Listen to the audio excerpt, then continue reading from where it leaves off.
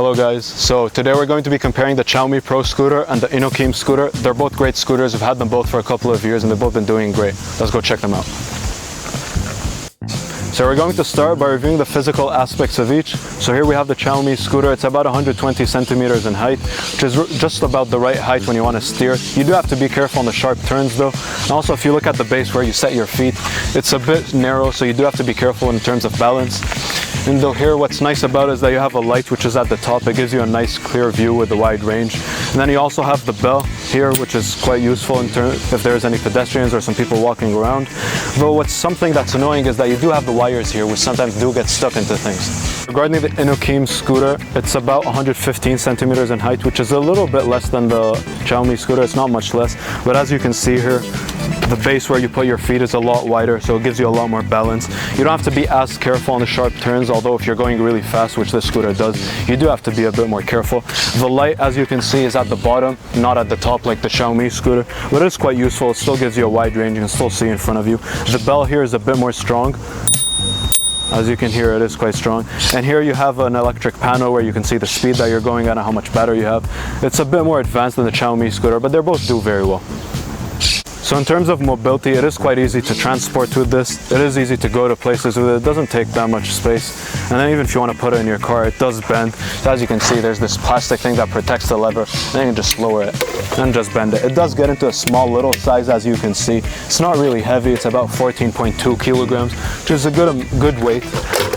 And then on contrary, you have the INOKIM scooter. It's a bit easier to bend it, where there's just the screw where you pull out and then it goes down.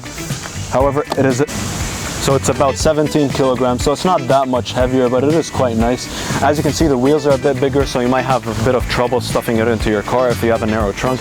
But overall, I don't really have problems usually transporting it.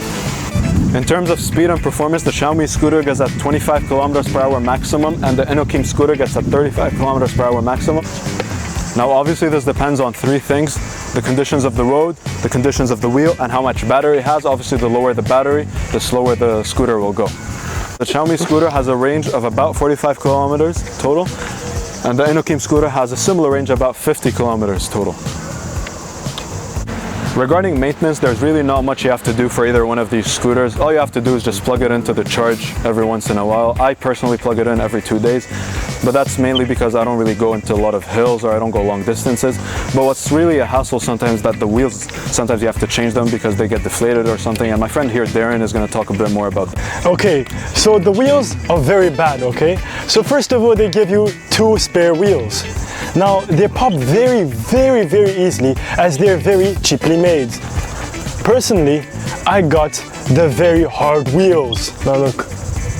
Oh, it's got holes in it. They're basically super strong and they cost 25 each. Now it's super worth it because your wheels will definitely pop more than 3 times. It happened to me, and it's super expensive to replace them if you have shit wheels. Thank you.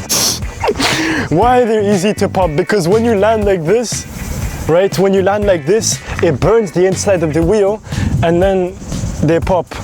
So you have to get these wheels. If not, you're gonna waste lots of money.